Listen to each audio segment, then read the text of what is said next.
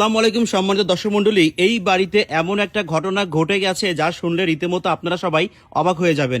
এখানে দেখেন কম করে হলে 40 থেকে 50 জন মানুষ, সবার আসলে মাথা মস্তিষ্কে এমন একটা চিন্তা ধারণা বসে আছে, আসলে সেটা শুনলে আপনার রীতিমতো অবাক হয়ে যাবেন। আসসালামু আলাইকুম, কেমন আছেন আপনি? ভালো, আপনি কেমন ভালো আছেন? জি। আচ্ছা, এই বাড়িতে এত মানুষ, ঘটনা কি হয়েছে? এই বাড়িতে একটা মেয়ে আছে, ওর দুটা কিডনির সমস্যা, মনে করেন যে কোনো সময় উপরে যাইতে পারে। মানে একটা মেয়ে আছে কিডনির সমস্যা, যে কোনো সময় আল্লাহ তাআলা নিয়ে যেতে পারে। মানে এত সমস্যা, এত সমস্যা। আর তারপরে মনে করেন ও তো লেখাপড়া করতো, ওদের আর্থিক দিক দিয়ে অনেক মানে লেখাপড়া করতে আর্থিক দিক দিয়ে অনেক সমস্যা। অনেক সমস্যা, অনেক সেই মেয়েটা কই আছে এখন? এখন বাড়িতেই আছে, কিন্তু ওর অবস্থা তো অবস্থা ভালো না। আচ্ছা দর্শক, আমরা সরাসরি চলে যাব সেই মেয়ের কাছে।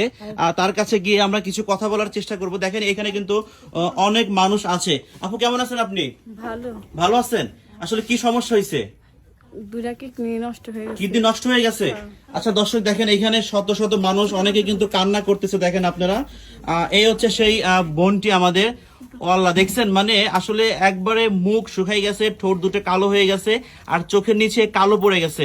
আপু যদি কিছু মনে না করেন, আপনি কি একটু উঠতে পারবেন? উঠতে পারবেন?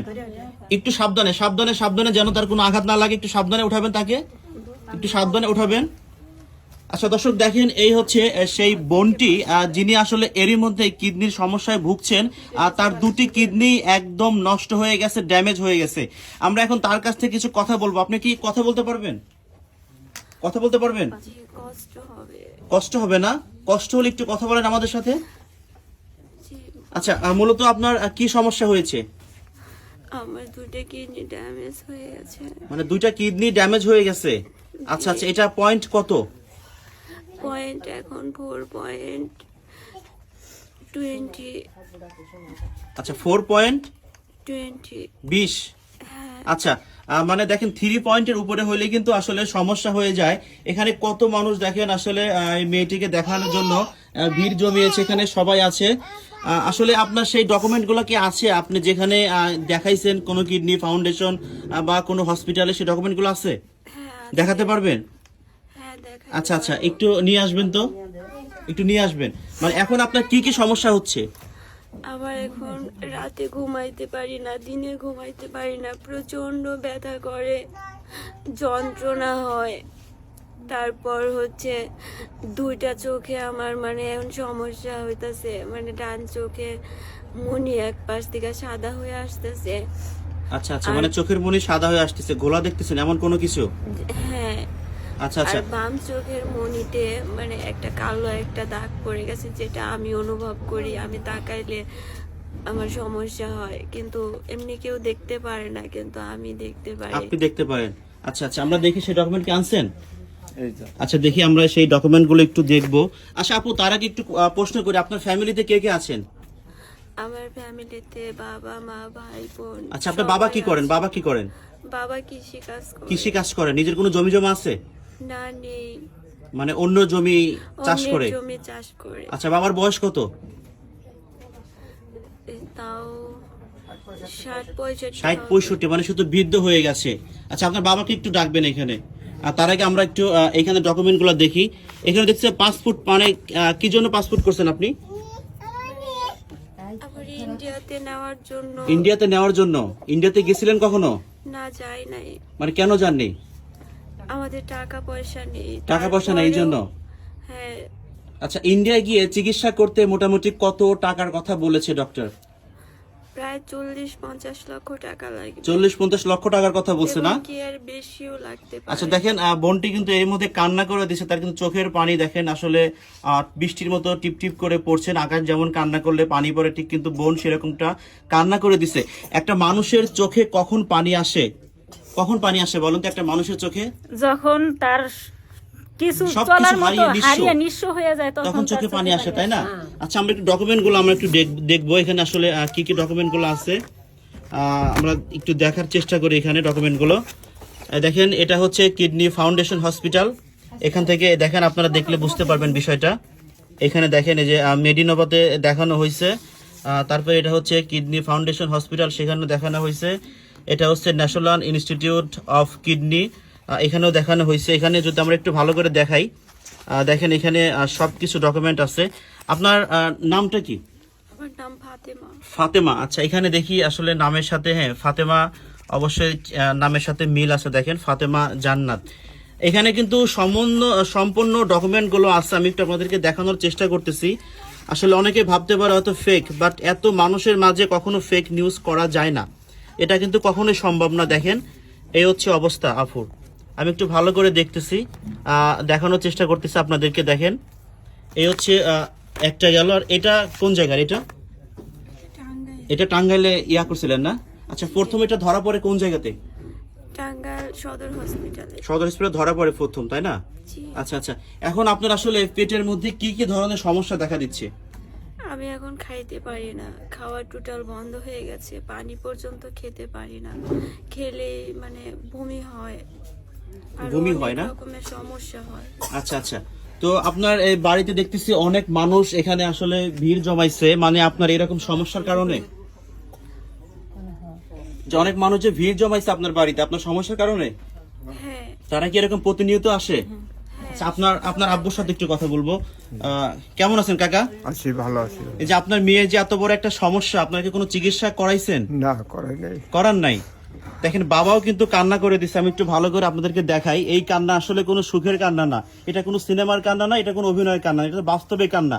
একটা পুরুষ মানুষের হৃদয় যখন ক্ষত বিক্ষত হয়ে যায় তখন কিন্তু তিনি কান্না করে দেয়।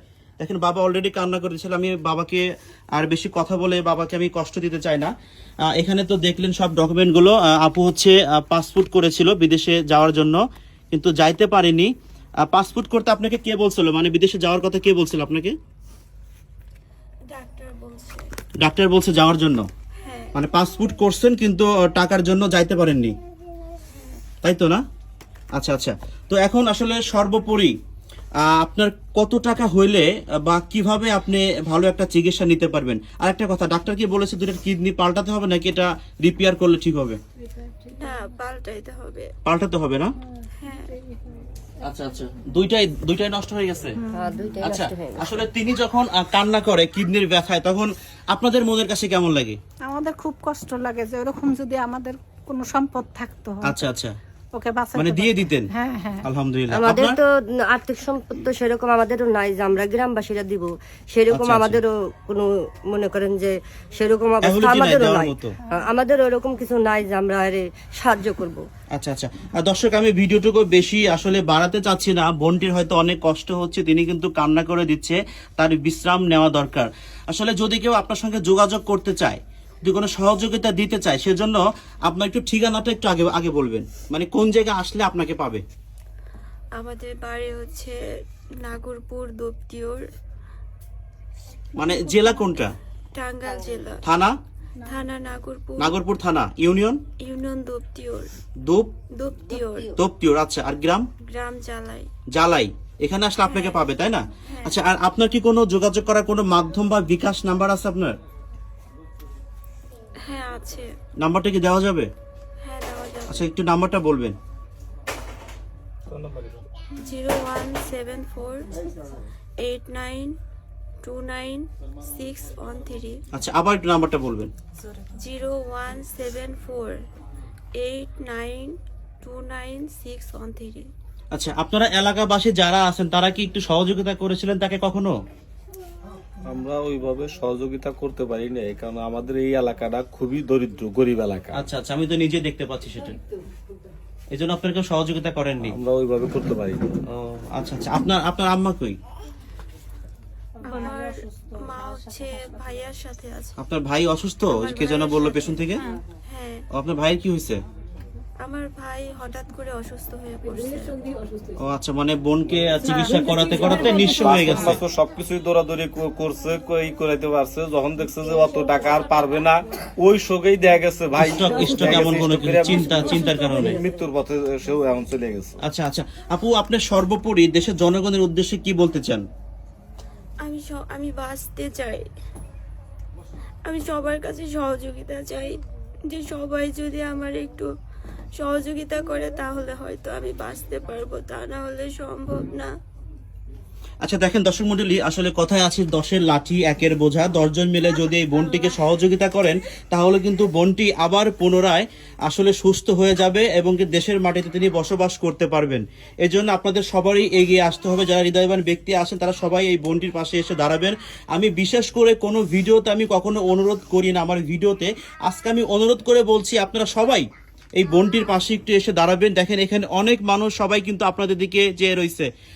আপনি কি বলতে চান দেশের জনগণের উদ্দেশ্যে? জনগণের উদ্দেশ্যে বাঁচতে চাই। বাঁচতে চান মানে মেয়েকে বাঁচাতে মেয়েকে চান, বাঁচাতে চাই। মানে সরল সোজা একজন মানুষ। আপনি কৃষি কাজ করেন না? হ্যাঁ, কৃষি কাজ করি। আচ্ছা দর্শক, ভিডিওটুকু শেষ করব। দেখেন তার বাবার চোখ দিয়ে কিন্তু পানি পড়তেছে, আপনারা দেখতে পাচ্ছেন।